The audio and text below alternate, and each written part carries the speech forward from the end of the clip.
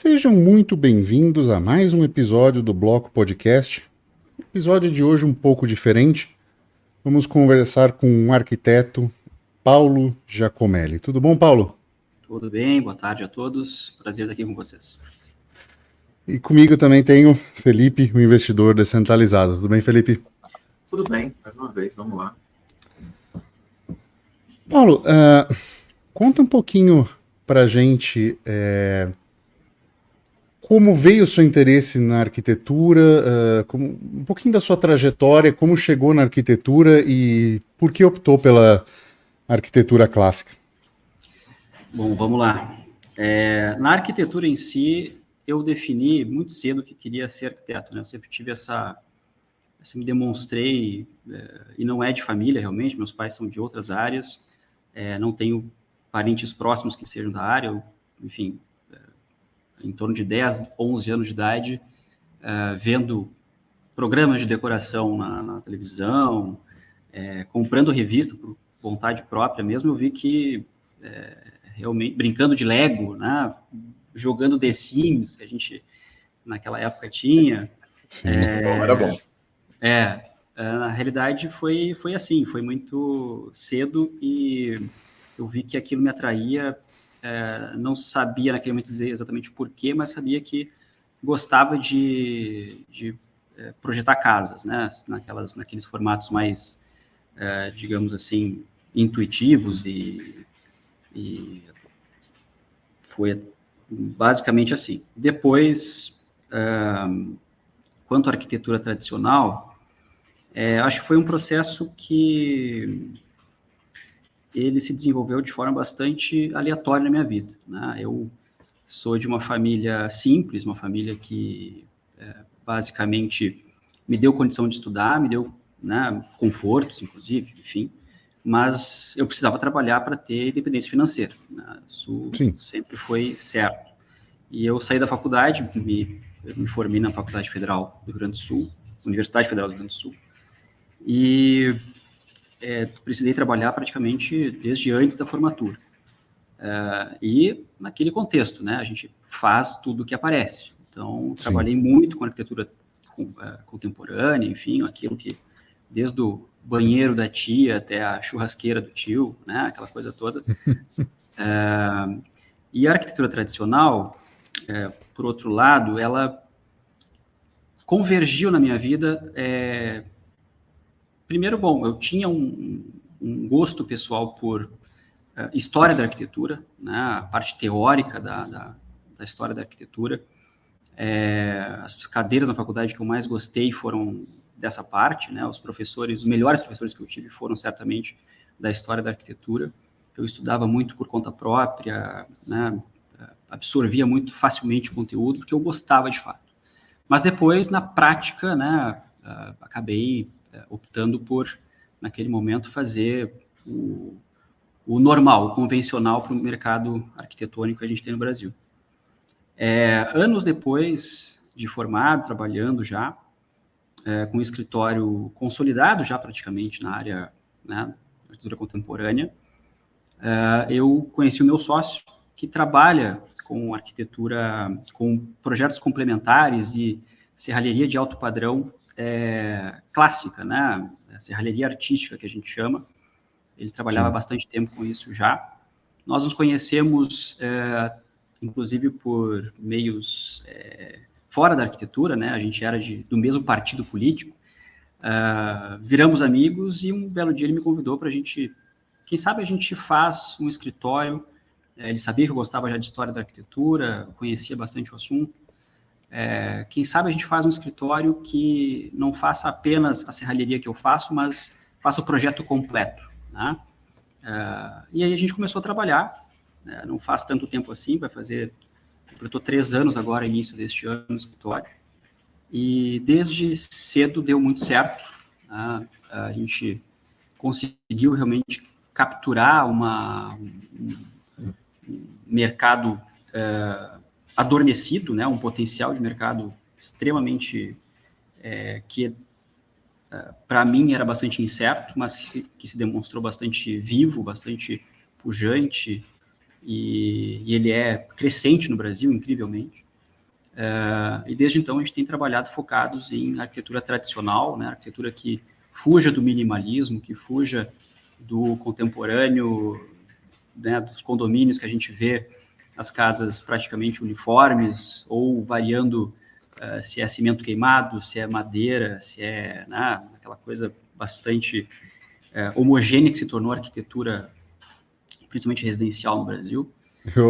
Desculpa te cortar, eu chamo de caixa de sapato.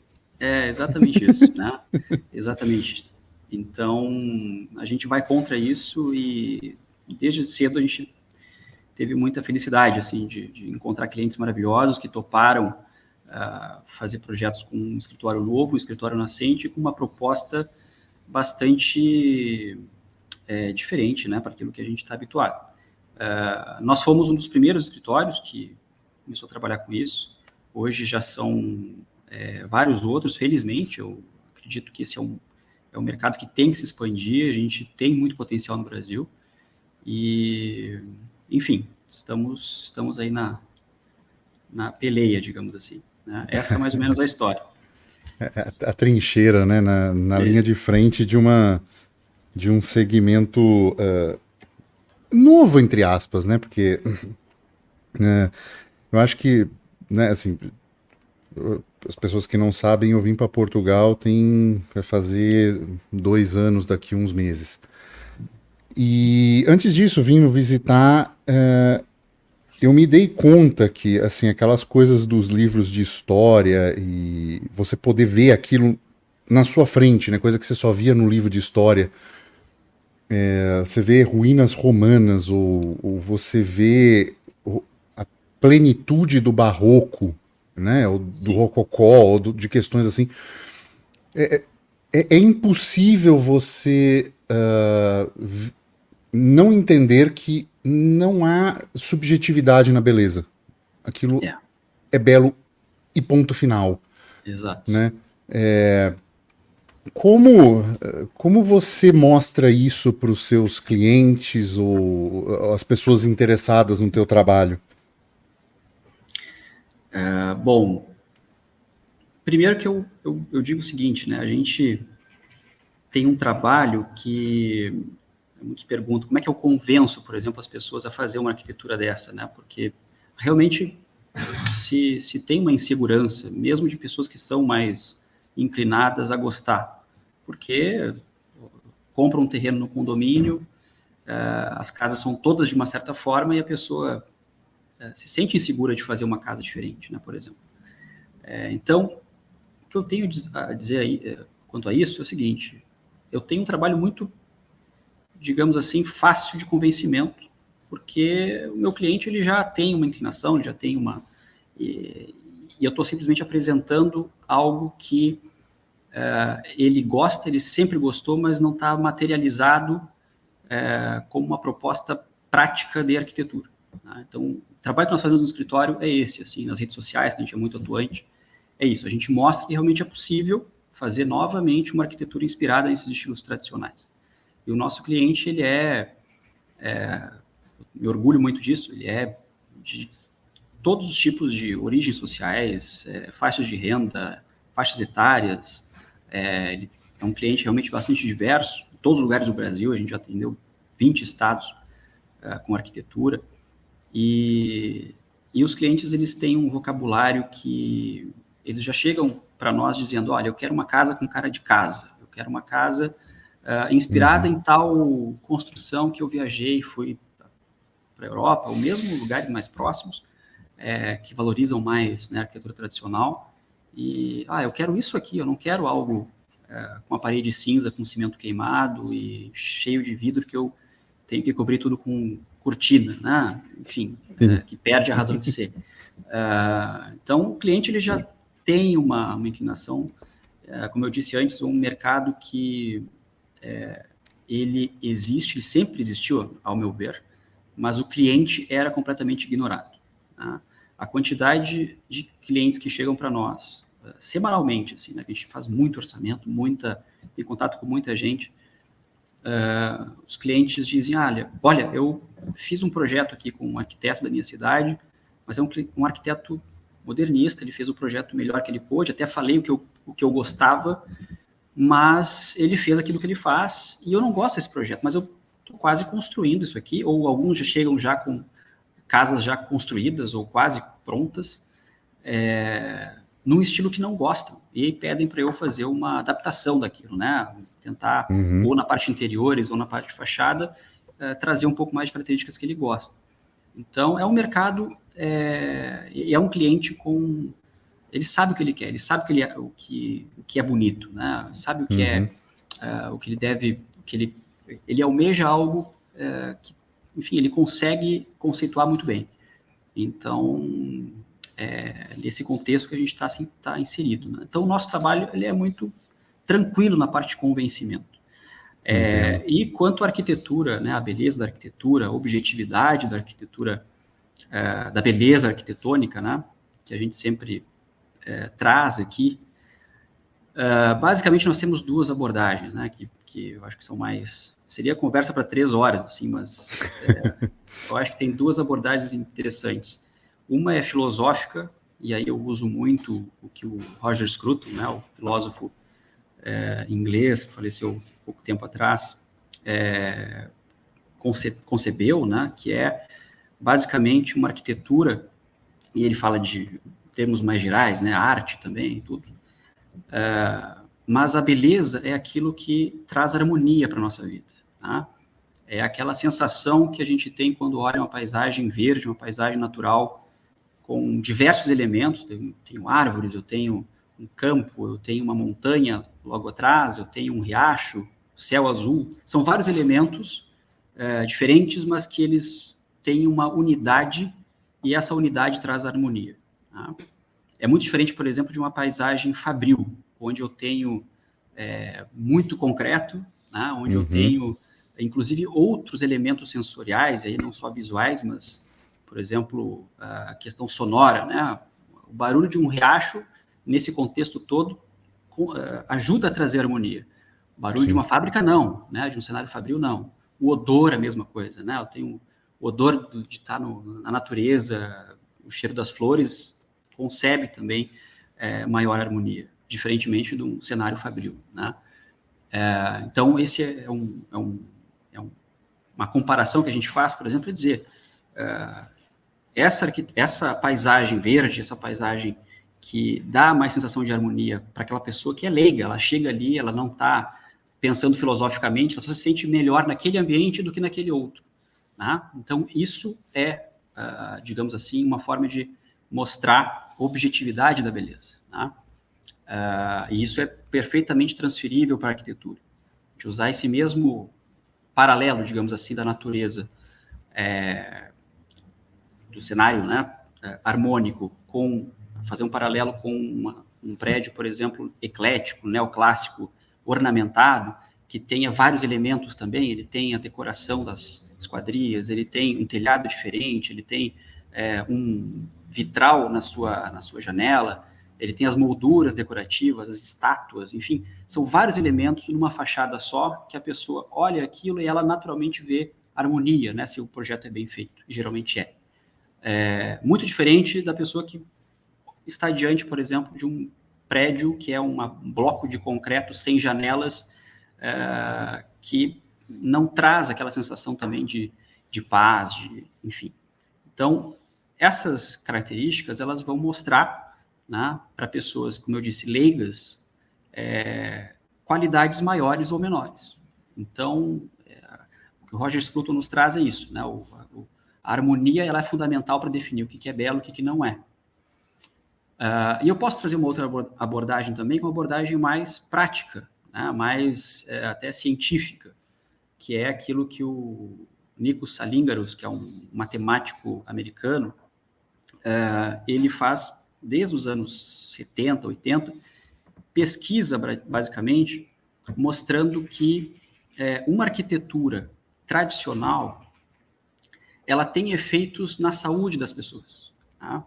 Então, por exemplo, ele promoveu um estudo interessantíssimo que foi basicamente o seguinte: ele pegou um grupo de pessoas, deu um óculos que fazia a medição do movimento dos olhos daquela pessoa para ver qual é o tempo que ela fica focada em tal ponto, etc.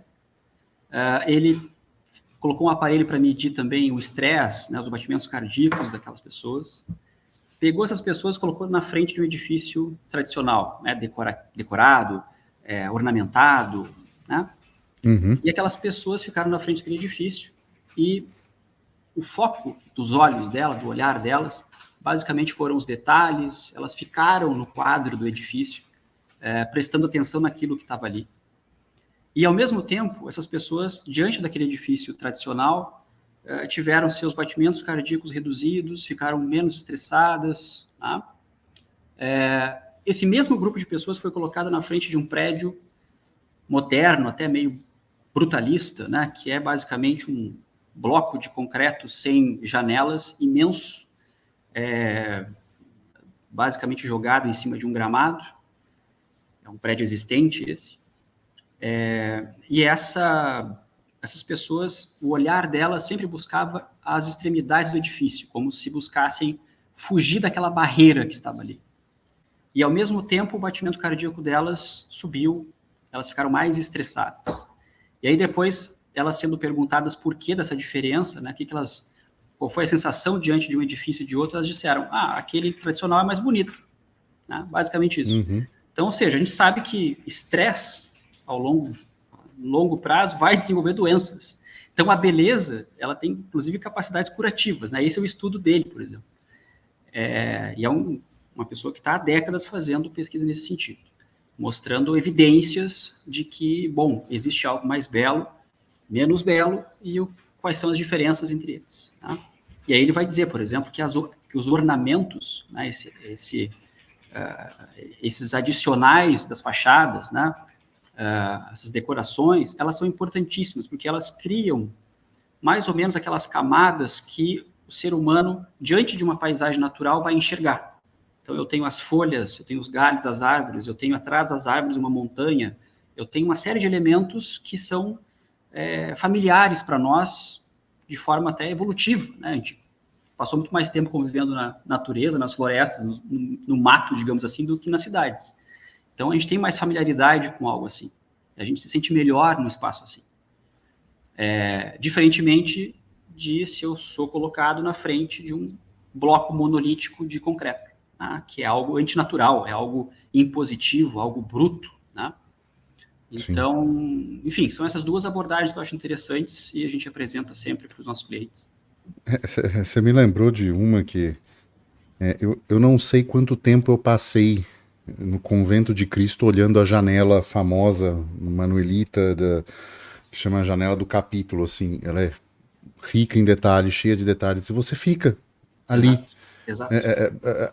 admirando aqueles detalhes, admirando onde ela está inserida naquele lugar, né? Chega, orna com o céu, aí você olha, tem líquens se formando ali, né? Porque vai passando os séculos, né? Sim. E você fica, né? Você simplesmente fica num estado quase de hipnose, por assim dizer, né? Você fica admirando e você não... literalmente você sai e fala, como é bonito. Você não tem outra definição para dizer, né? Não, e tem um outro ponto que isso aí também remonta, e aí voltando ao Scruton, né, por exemplo, e é algo que para mim, particularmente, pela minha criação e a forma como eu levo a vida, eu acho que tem um elemento importantíssimo que é o trabalho, né? Ou seja, quanto se dedica a algo, né? O teu foco sobre tal tarefa, né? De aprimorar aquela tarefa, aprimorar aquele objeto, aprimorar aquele projeto. Então, as pessoas, uma sensação também que se tem diante de um edifício, uma catedral gótica, por exemplo, ela leva 300 anos para ser construída. A gente olha aquelas estruturas de pedra que foram, todas elas, uma catedral de 130 metros de altura, tem esculturas de 10 por 10 centímetros, que cada uma delas foi esculpida por alguém, né, que teve um trabalho. Todo esse esforço, ele é digamos assim, uma condição para a beleza. Né?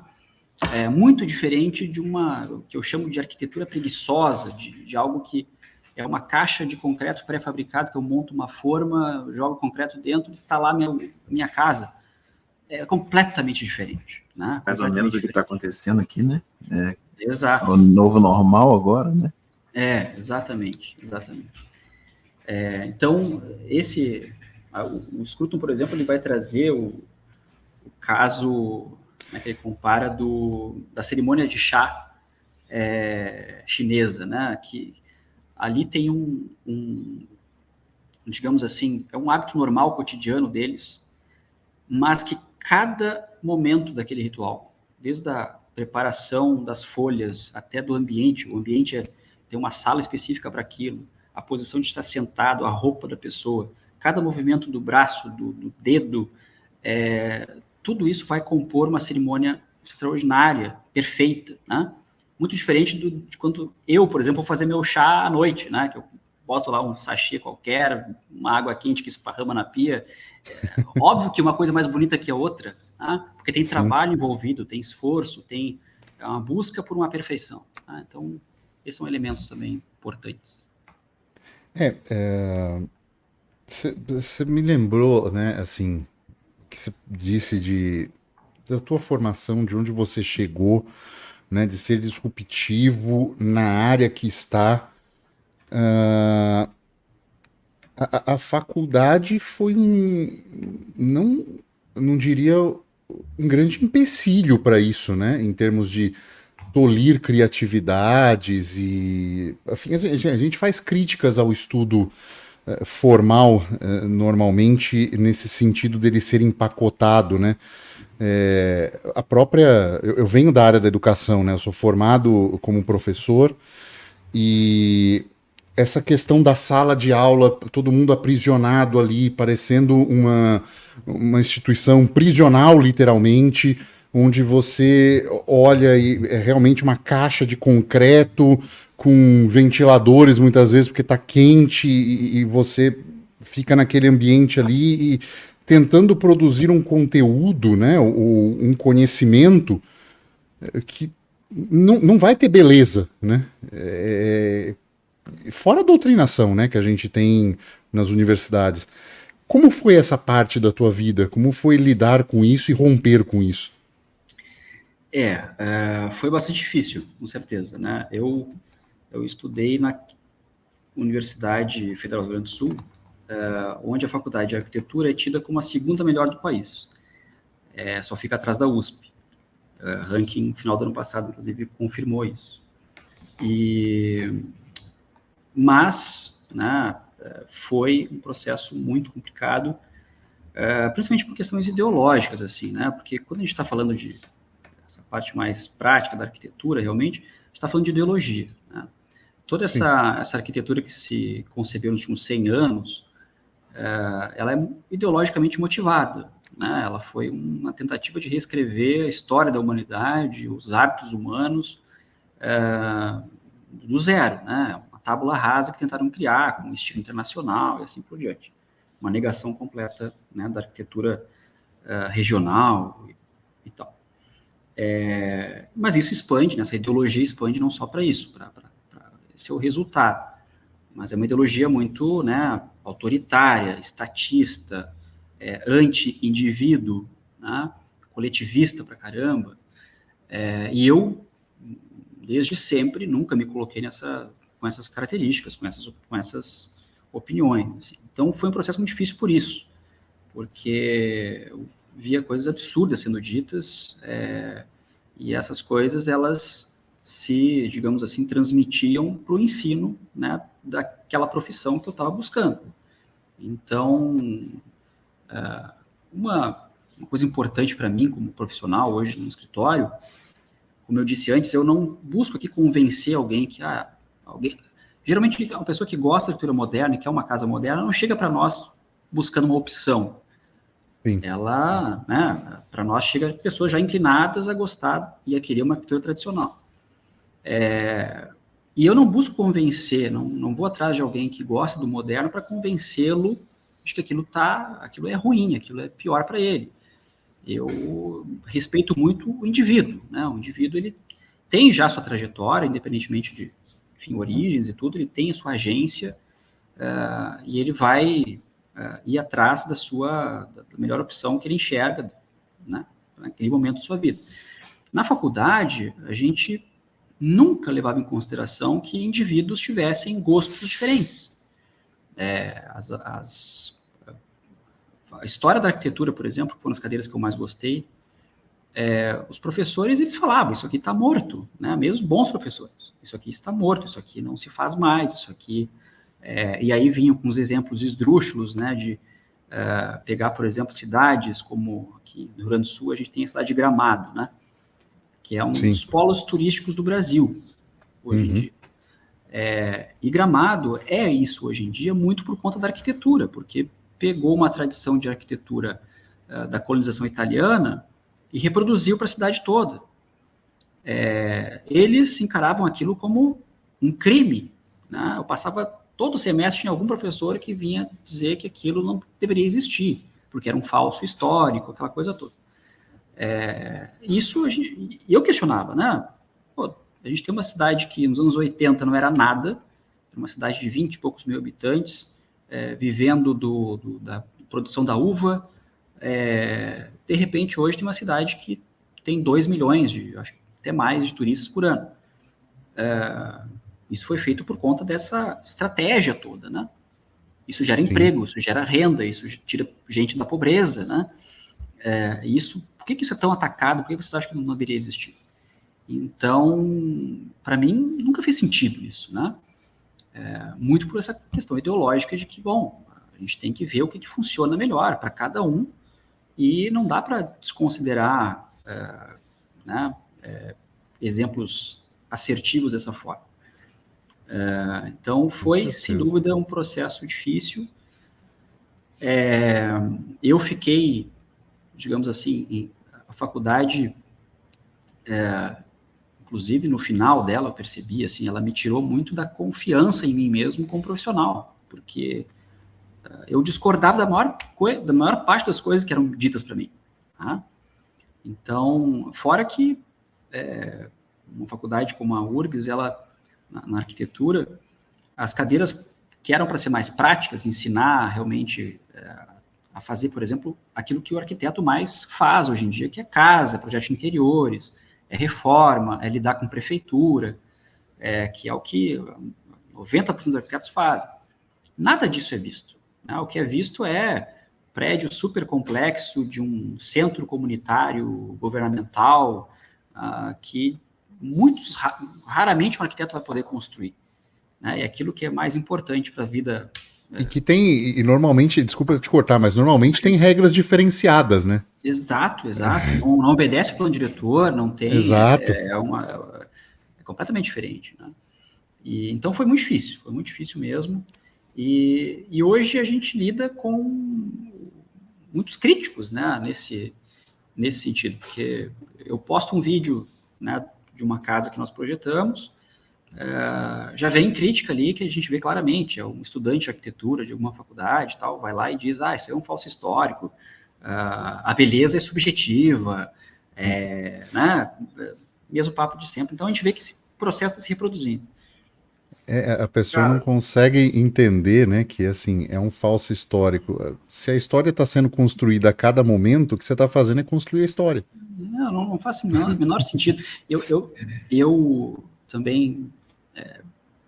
tem vários conceitos que eles usam, né, para tentar julgar, para tentar achar justificativa para o ódio deles pela arquitetura tradicional. Um deles é esse, né, do falso histórico. Outro, por exemplo, que eles falam muito é a verdade dos materiais. Né? Eles dizem, eu não posso mais construir uma catedral gótica porque eu não vou construir uma catedral de pedra, então eu não posso mais construir. Tem que construir algo que seja moderno porque os materiais são modernos.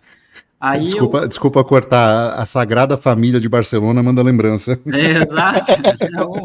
Um exemplo que todos eles vão lá, tiram foto, adoram, né? Tá lá, sei lá, vai demorar mais quanto tempo para construir, para terminar.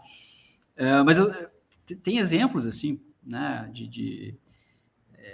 eu fiquei muito tempo em Ponte Aérea, porque a minha noiva morava em Belo Horizonte, né, Belo Horizonte é uma cidade que eu gosto muito, e eu fui ao Palácio da Liberdade, ali na frente da Praça da Liberdade, né? O palácio que é do governador, o antigo Palácio do Governador, fizeram agora um museu, praticamente. E não é só esse prédio, mas vários outros desse momento, do início do século XX, que é uma arquitetura mais eclética e tudo. Foi um prédio que, se uma pessoa vai lá e olha, não tem nada de verdade nos materiais, né? É um prédio que foi construído com concreto armado.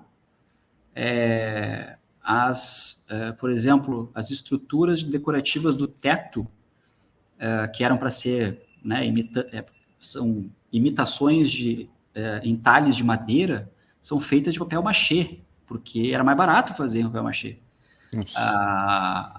O saguão principal tem ali pinturas representando madeira, representando mármore, são pinturas no concreto, que eles faziam para dar, né, porque um prédio público mais barato, tinha menos recursos para construir, eles fizeram aquilo que mais se aproximava dos materiais que eles gostariam do estilo, mas não tem verdade do material ali, né?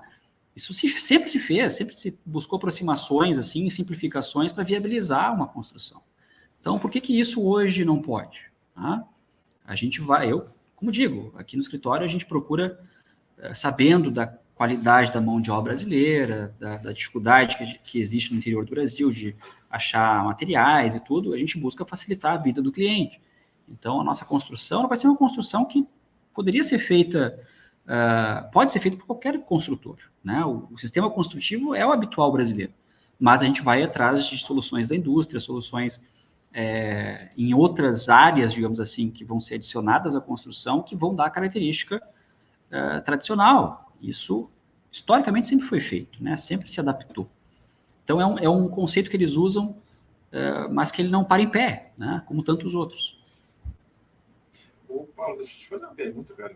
Claro. Eu ia até perguntar.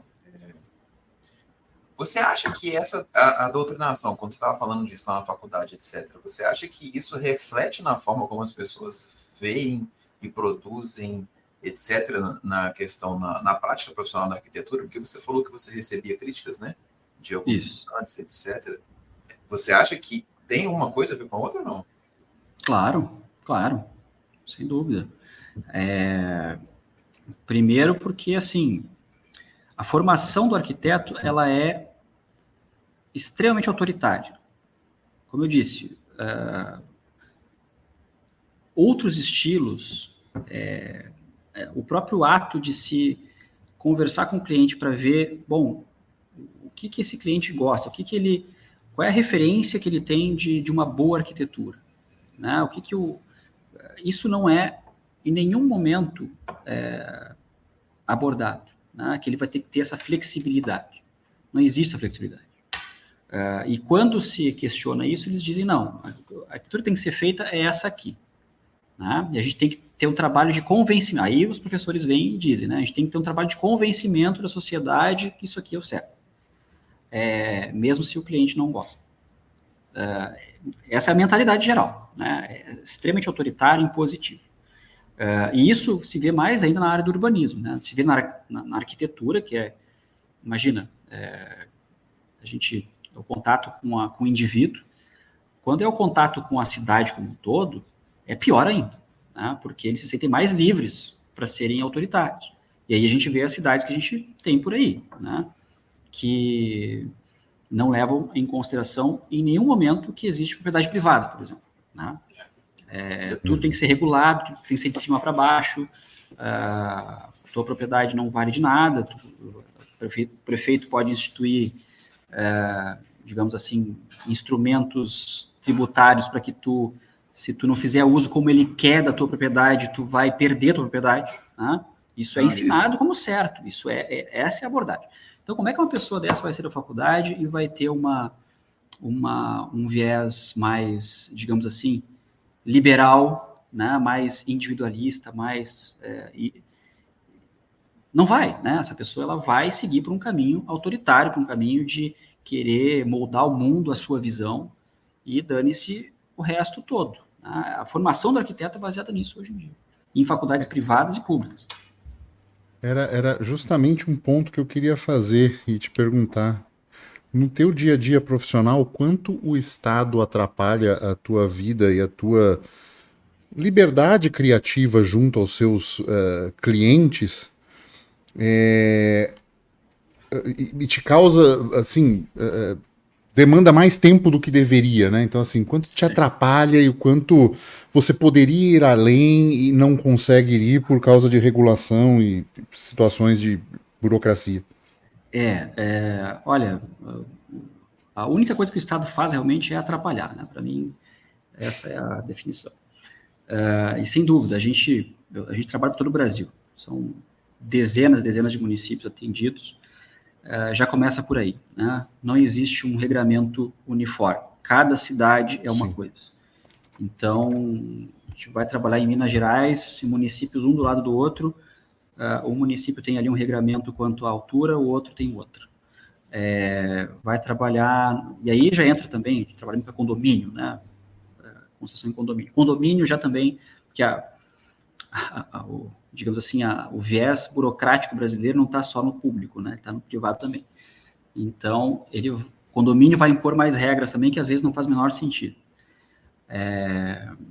O que atrapalha, por exemplo, é que hoje mesmo estava conversando com uns clientes de Brasília e a gente fez um projeto para eles, e é um terreno em um condomínio, um terreno grande, mas ele tem um aclive muito grande, tem uma diferença do início, na calçada, para o final, de uns 8 metros. Assim.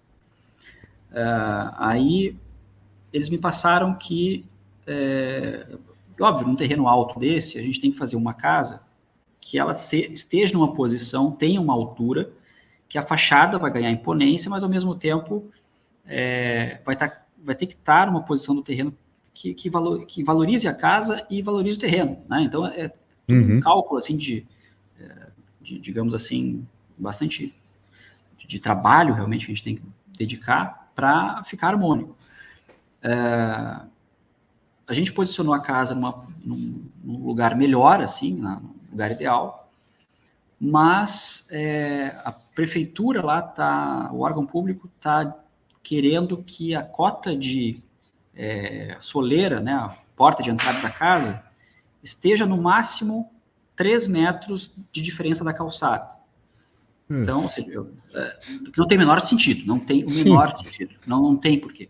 Aí eu tenho que mudar o projeto, trazer a casa um pouco mais para frente, mudar todas as pranchas que eu fiz, corte, fachada, etc., mudar um pouco a altura do telhado para corrigir essa sensação de... Então, ou seja, são várias coisas que não faz o menor sentido, que a gente tem que perder dias para trabalhar, né?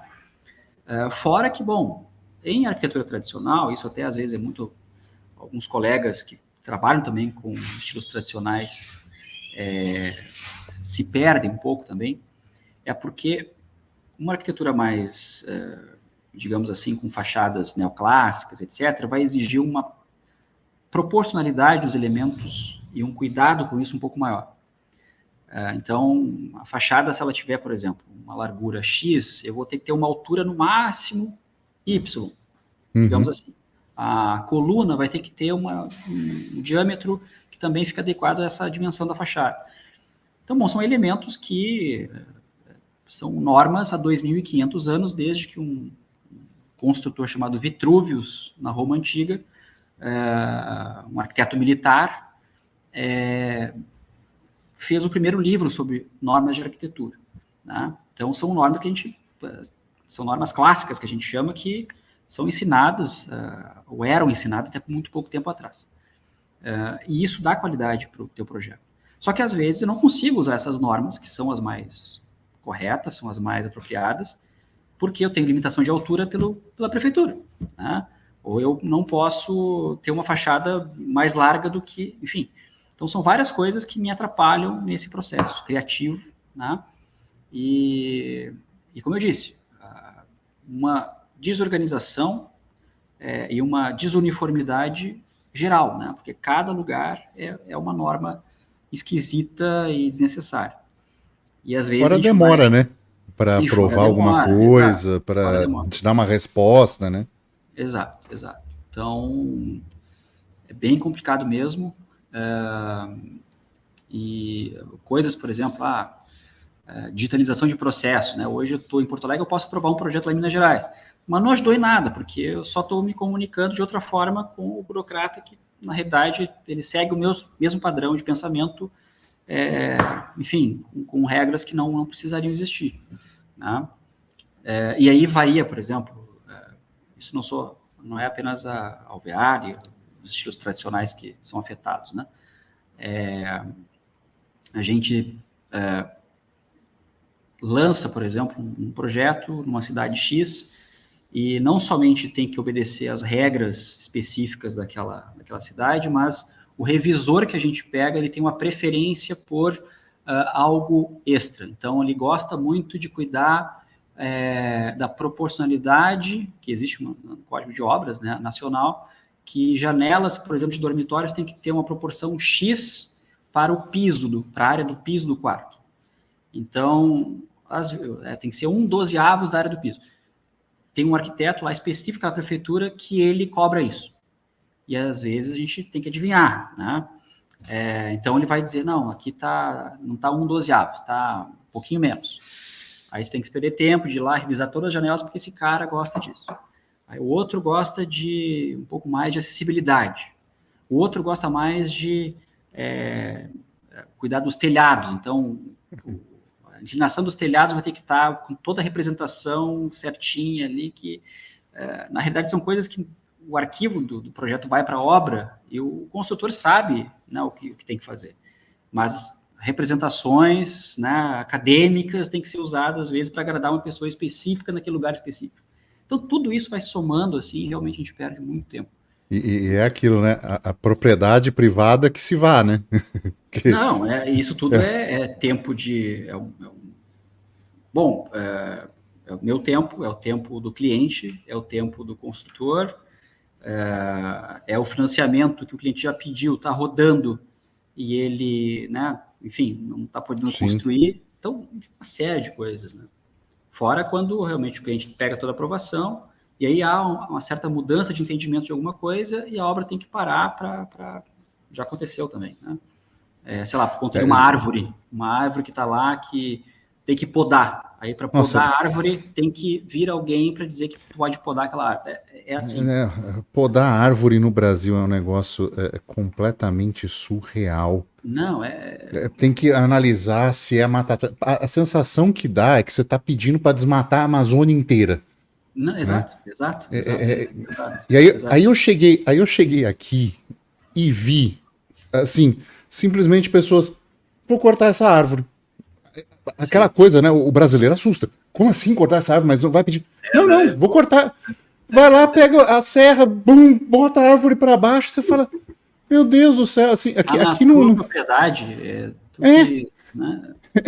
Assim, aqui você pode plantar floresta, reflorestar para reciclar em topo de serra, não tem problema nenhum, você sai desgastando, tipo, cortando tudo.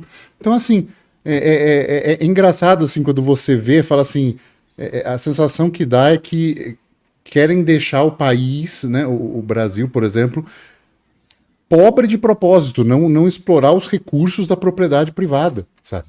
Exato. E é surreal. E aí você vê...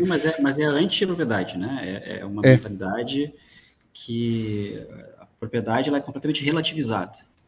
Ela não existe. Ela, na realidade, não existe, né? O conceito de propriedade que nós liberais acreditamos que é uma extensão do indivíduo, ou seja, onde tu manifesta as tuas preferências, manifesta... Bom, a pandemia foi um sinal disso, né? A gente não podia... Estava correndo o risco de alguém invadir a tua casa por qualquer razão, né? Não podia, na tua casa, fazer o que tu queria. Receber uma pessoa, a pessoa vem na minha casa, por seja lá qual razão, eu não posso fazer isso, porque não deixa. É terrível, né? É cenário ditatorial, assim. E acho que a gente vai penar muito ainda, né? Situação cada vez mais difícil. Sim. Cara, Paulo, deixa eu te perguntar, só uma dúvida. Você estava falando um negócio de recuo da casa, 3 metros da calçada, um trem assim. É por isso que a gente não tem aquelas casas afastadas do passeio, igual tem nos Estados Unidos? Assim, hoje em dia a gente tem... varia muito a questão do lugar, né? Mas, por exemplo, terrenos padrões, que geralmente 300 metros, 320 metros quadrados, você tem ali um recuo obrigatório. Tem que ter ali os 4, 5 metros de recuo frontal. E aí tem os outros laterais e tal, de vez em quando tu pode colar uma das divisas laterais, tem que ter um certo recuo nos fundos também. Mas isso é bem né, muito por conta do terreno mesmo que a gente tem de padrão aqui, que são terrenos pequenos, né? Geralmente terrenos muito pequenos. Se algum outro lugar, tipo essa casa desse cliente meu em Brasília, o terreno é grande, o terreno tem 20 por 50. Então a casa ela vai estar... eu busquei fazer isso, levar a casa 12 metros para os fundos, para ter exatamente essa sensação, assim, de uma casa que tu tem que subir né, uns degraus, um jardim bonito, para te acessar a casa, e a casa está mais no alto, mais vistosa e tudo. Então, ali a gente pôde fazer, né? Mas eu tinha um mínimo ali de recuo, que era 5 metros naquele condomínio. Então, mais ou menos isso. Mas o que dita muito é a questão do terreno, né? E aí, hoje em dia, basicamente, se eu tenho um terreno de 300 metros quadrados, né, 320, que é 10, 12 de frente por 25, 30 de fundos, eu tenho um recuo obrigatório de 4 metros na frente, um recuo obrigatório de 3 metros atrás. Minha casa, a volumetria dela vai estar dada, né? Ela está dada. O trabalho do arquiteto é colocar as janelas e fazer a planta interna, mas a volumetria está dada. Por isso que a gente reclama muito, né? Isso é mais notório quando é construção de edifício. Por que os edifícios não estão, né? Por exemplo, nos Estados Unidos, por exemplo, a gente tem os edifícios colados na calçada, colados uns nos outros lateralmente, ocupando a maior parte do terreno.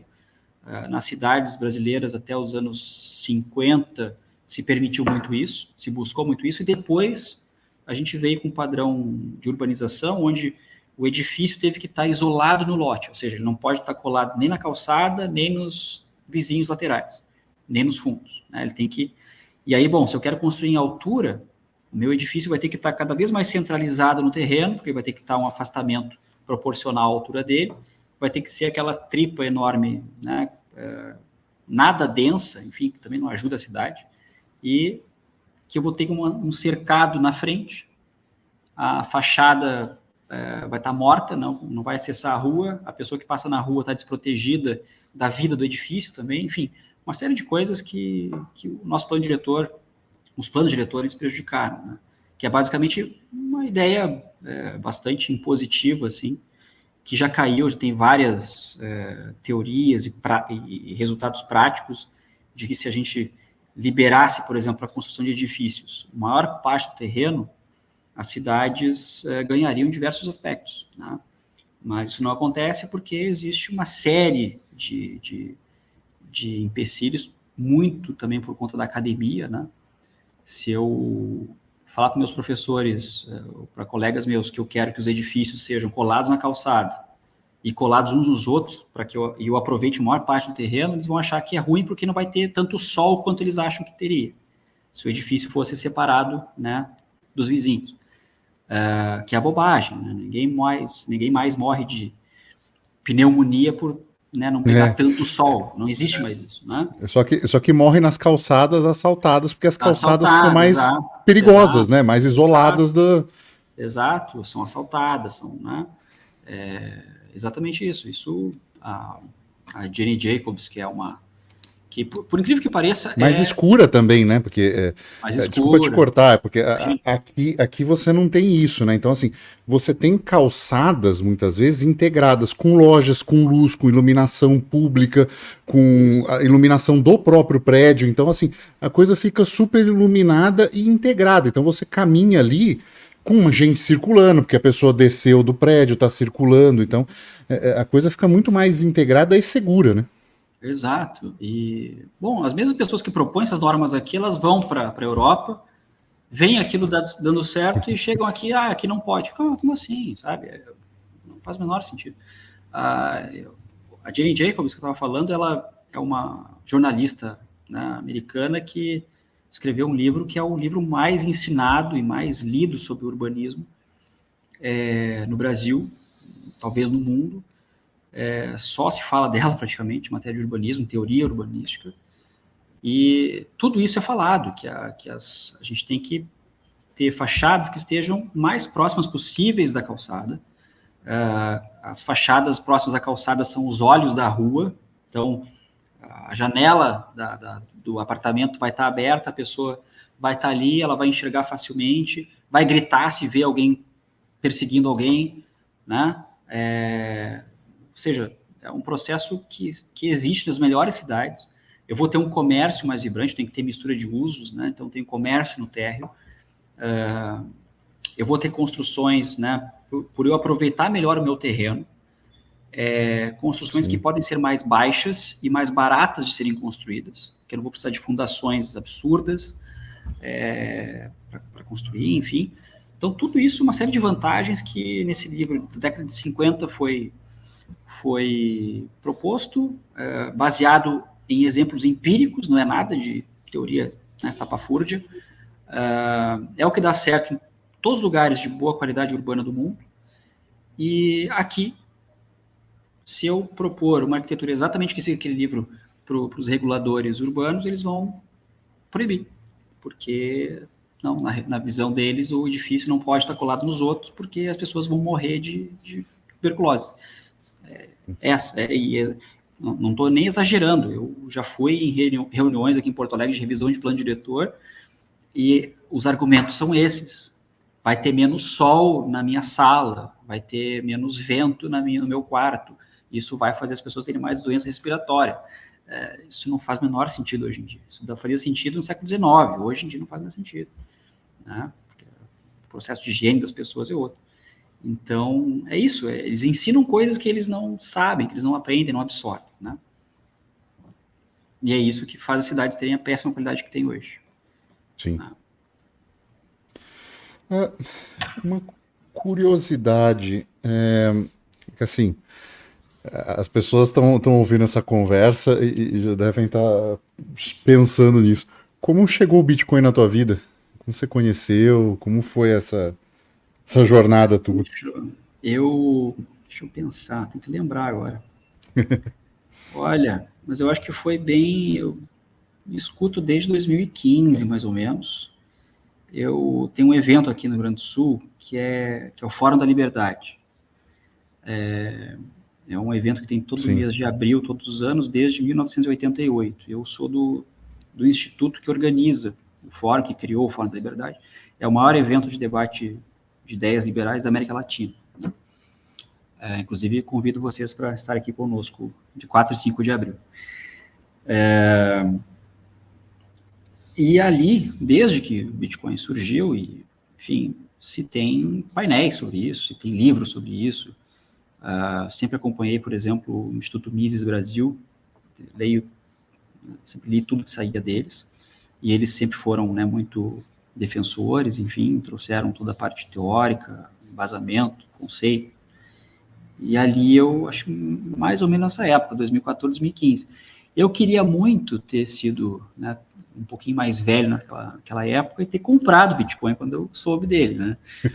Não, obviamente fui comprar Bitcoin, eu acho que lá por 2019, por aí.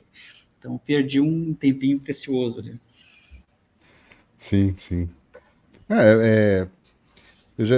Quando eu estava no Brasil, assim, era uma das coisas que eu tinha em mente de ir, mas certamente se eu for no Brasil, eu vou tentar calhar umas datas para estar aí, sim. É realmente um fórum muito legal. E Projeto Europa, não tem uma validação para cá de CREA para fazer projetos para cá? Olha, eu acho que vai sair antes Estados Unidos e América Latina. Europa é um pouquinho mais difícil, até porque tem mais concorrência, né? A arquitetura tradicional nunca morreu aí. Sempre teve arquitetos que se dedicaram a isso. Em alguns lugares mais, outros menos, mas aí sempre teve uma... Então, assim nos Estados Unidos. Os Estados Unidos também tem uma cultura de arquitetos tradicionais bem forte. Aqui na América Latina é o caso mais complicado. A gente tem um mercado, por enquanto, mais fácil de acessar. Então, os primeiros projetos internacionais, inclusive tem um sendo feito agora vai ser para essa região aqui. Mas, com certeza, a Europa está no radar, sim, né? A ideia do escritório é ter um escritório internacional, né? Acho que a gente tem que fazer muita adaptação também, né? A gente se especializou em fazer arquitetura para o Brasil, arquitetura tradicional para o Brasil. A gente tem um padrão construtivo muito específico, digamos assim. A Europa muda completamente, né? O foco na Europa é basicamente eficiência energética, por exemplo. Na construção, ela tem que ter uma série de pré-requisitos, uma série o foco de todo órgão público é, bom, esse material que tu usou não é nem simplesmente a esquadria ou a parede, mas esse piso que tu escolheu para cá, como é que ele ajuda a eficiência energética do imóvel, sabe? Tudo isso tem que comprovar. Então, mais difícil, precisa de uma adaptação aí que vai demorar um pouquinho. Precisar de ajuda aqui em Portugal, conheço algumas pessoas para poder fazer essa ponte. Vocês estão em eleições aí, né? Vai ser. Aqui o pau tá quebrando. Que tá naquela época que o pau tá quebrando, literalmente. Tô acompanhando o pessoal do Chega, que está crescendo bastante as pesquisas, né? Sim. Acho que o Chega, se não for o maior partido, certamente vai governar na coalizão. Então Tomara. O Partido Socialista tem perdido força, né? É aquela coisa, né? A esquerda, não é que a direita está crescendo, a esquerda está perdendo força, né? As promessas e as coisas não se cumpriram, as coisas estão piorando e agora a direita está emergindo, tendo a chance dela. Então é por aí. Aqui já cresceu muito no último, né? É o segundo parlamento desfeito em 3 anos, então a gente tá numa briga legal aqui. Sim. E aquela coisa, né? Na realidade, a realidade tem se imposto que a direita ela tem contato com as pessoas, né? A esquerda não. A esquerda está conectada com uma elite que acha que a prioridade do mundo e de todo mundo deve ser a pauta ambiental. Então, não está nem aí se vou propor um tributo absurdo sobre os produtores rurais que já estão, né, exprimidos. Os caras estão lá, né, batalhando e conseguindo vitórias para não acontecer isso, mas eles continuam cegos a essa realidade, né? Eles acham que não, estão errados e basicamente aquela visão tradicional, né, de que a esquerda é a ideologia do povo e a direita é a ideologia da elite, na realidade é completamente invertida, né? Isso a gente vê aqui no Brasil mesmo, né? A gente vê no Brasil mesmo isso. E na Europa está se aprofundando cada vez mais essa distinção. Certamente. Felipe, você ia falar? Não, era só um detalhe que eu ia falar lá atrás. Ô Paulo, você viu os caras usando drone para recalcular IPTU? Mas isso está direto. Aqui também. E não somente para isso, mas para... primeiro que antes do drone, ele já usava imagens de satélite do Google, né? Quando o Google... Sim. Né, eles já começaram a usar isso. Segundo que agora não é só para ver ali para achar, por exemplo, irregularidades. Então, estão passando o drone para ver se a tua calçada está no padrão dele, se não estiver, chega a multinha para ti. Eu tenho, coincidentemente, assunto não relacionado, eu tenho estudado sobre construções subterrâneas e bunkers, mas é só estudado, assim, só curiosidade. Você sabe, já tem cliente meu no Brasil que está pedindo projeto, não, tem que ter um bunker para mim.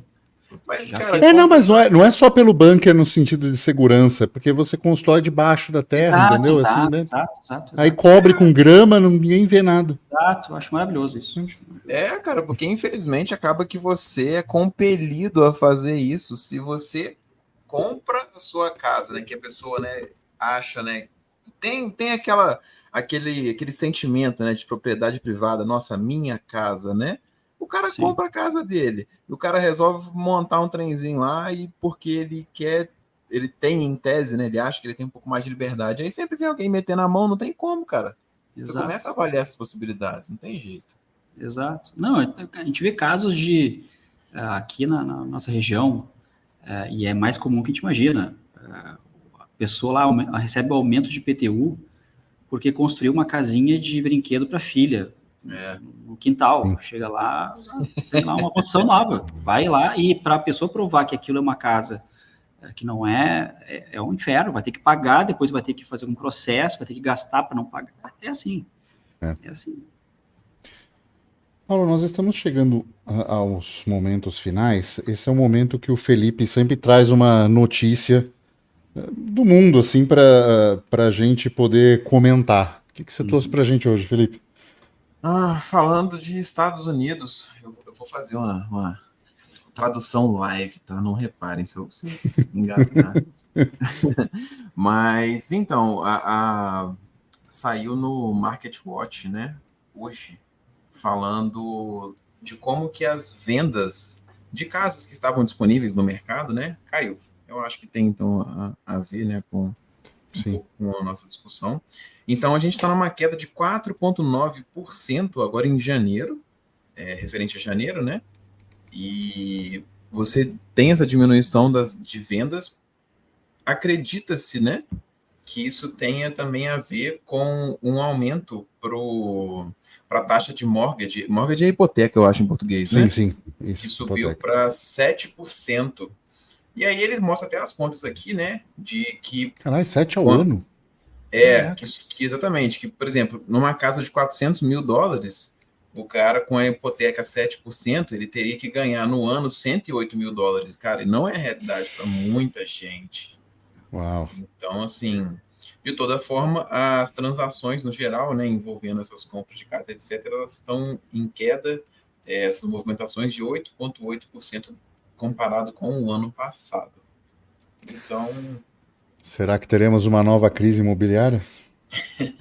Olha, o Bitcoin nasceu assim, né? Exato. Né? Vai dar uns saltos aí, como deu os últimos dias aí, né? Bitcoin é 60 mil, mercado de imóveis americano capengando e os caras não podendo baixar os juros porque a inflação ainda tá alta. É um belo cenário para quem tá a 7.423 blocos do halving. Tava vendo aqui, né? A gente grava isso aí para depois, mas enfim, vai estar mais perto. Mas... Vou olhando aqui que eu tenho sempre um reloginho do... Sim. Uma situação complicada, e a gente está se aproximando aí de um cenário de eleições que adiciona outros elementos, né? A questão geopolítica aí também, que os Estados Unidos está bem pressionado, né? Diversos conflitos aí. Eu acho que se o Biden for vencedor, economicamente, os Estados Unidos vai perder muito, tanto por uma questão de intensificação dos conflitos externos, que já hoje, dado semana passada, os Estados Unidos já, ano passado,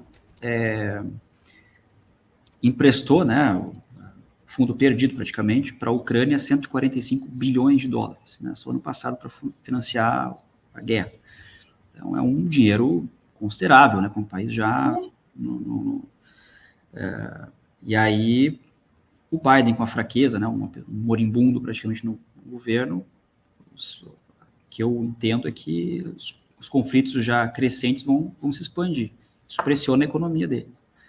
E se o Trump ganhar, bom, aí vai ser, acho que diminuímos o risco dos conflitos externos, mas tem uma postura um pouco mais isolacionista, né, que também tem suas desvantagens. E aí vamos ver como ele vai lidar com... Né? Obviamente, prefiro que o Trump ganhe e, né, volte aí para... enfim, economicamente faz mais... Apesar do isolacionismo, acho que faz mais sentido para o americano. Né? É no mínimo menos pior, né? Exatamente. Paulo, você também está fazendo um curso, né, de arquitetura clássica, então quem se interessar pode entrar em contato contigo, vocês estão fazendo esse curso, né? Então, o escritório, ao longo desses anos, aí, desenvolveu, né, metodologia de trabalho, um posicionamento, digamos assim, de mídia, num cenário, como a gente comentou ao longo do programa, que foi bem disruptivo, né? Então, a gente sempre teve, ao longo dos anos do escritório, demanda por passar um pouco mais dessa visão e mostrar aquilo que deu certo, e finalmente organizamos esse ano um curso que ele vai ter como objetivo, primeiro, público, né, é um curso para público de profissionais, realmente, tanto arquitetura, engenharia, estudantes também. Apesar de nós termos alguns alunos que são aspirantes a arquitetos, estão em outras profissões, tem advogado, por exemplo, que está pensando em ir para arquitetura, que quer fazer o nosso curso para ver se realmente faz essa mudança, né, no caso. Uhum. E a gente vai abordar no início ali módulo de parte teórica mesmo, onde eu vou apresentar até algumas das coisas que eu falei aqui para vocês com um pouco mais de profundidade. Depois a gente vai abordar a questão de marketing mesmo, como é que a gente tem que abordar o cliente, como é que a gente busca esse cliente que ele existe, ele quer o tradicional. E depois uma parte prática, né, onde a gente vai ensinar tanto a resolver projetos, a conceber projetos, e ao longo desse processo também falar de execução, né, os principais problemas que ocorrem. Digamos assim, um tipo de construção que vai usar elementos que não são comuns, mas, né, tem que ter algum cuidado na aplicação deles. Então, tudo isso a gente vai mostrar casos problemas, né, que a gente já teve e resolvemos. Enfim, vai ser um curso bem interessante, bem completo. Vou começar na quinta-feira da semana que vem, quinta-feira, dia 7, às 7h30. Serão 12 aulas intercaladas, né, a cada 2 semanas. E é isso, né? A gente tem também um cupom de desconto aí para os teus ouvintes, só nos comentar que escutaram aqui, que a gente Maravilha. libera um cupom, e é isso. Paulo, quero agradecer muito pelo seu tempo, agradecer pessoalmente por estar deixando um Brasil mais bonito, estar construindo esse legado, né? Apesar das pessoas falarem que não existe mais isso é uma apropriação histórica, você está construindo a história, e é muito válido o que você está fazendo. Deixar um mundo com menos caixas de sapato, né? É uma coisa que vive além da nossa vida, né? Valorize a natureza humana, né? A natureza humana, sim, ela desde que aprendeu a representar os animais nas paredes das cavernas, ela é artística, ela precisa se expressar, e a arquitetura tradicional é uma expressão da natureza humana. É simples assim. Sim, sim. Bom, e é isso. Além do teu contato que eu estou deixando aqui na descrição com o Instagram, quer deixar mais algum? Eu posso deixar meu WhatsApp, deixo ali contigo. Tá, tranquilo. Tá? E aí, para a pessoa entrar em contato. Exato, para falar direto comigo ali, se tiver qualquer dúvida, qualquer questionamento que eu falei aqui, se eu falei alguma coisa errada, né, eu estou aberto também a conversar. Então, isso. Obrigado mesmo pela oportunidade, foi um excelente papo, e como eu falei no início, antes da gente começar a gravação, acho que Bitcoin e arquitetura, né, a gente está falando de expressões individuais, a gente está falando enfim, do desejo e do direito do indivíduo de ter a sua liberdade preservada, os seus gostos manifestados, né, e assim por diante. Sim, óbvio que eu nem preciso dizer que você aceita Bitcoin como pagamento, então quem quiser, tiver interessado, pode, obviamente, projetos e tudo, ele aceita Bitcoin sem problemas nenhum quanto a isso na forma de pagamento, né? Sem dúvida. E isso, a gente vai terminando mais um episódio. Quem gostou, por favor, deixe 5 estrelas que estiver ouvindo nos podcasts, ou deixe o joinha, o comentário no YouTube, no canal do Cripto TV. Que gostou, quiser enviar uns satoshinhos, é só enviar para quinteiro@zebedi.gg, ou se tiver no Fontaine, é só dar um boost e um comentário no episódio que a gente vai ler também e responder. E é isso. Ficamos por aqui e tchau.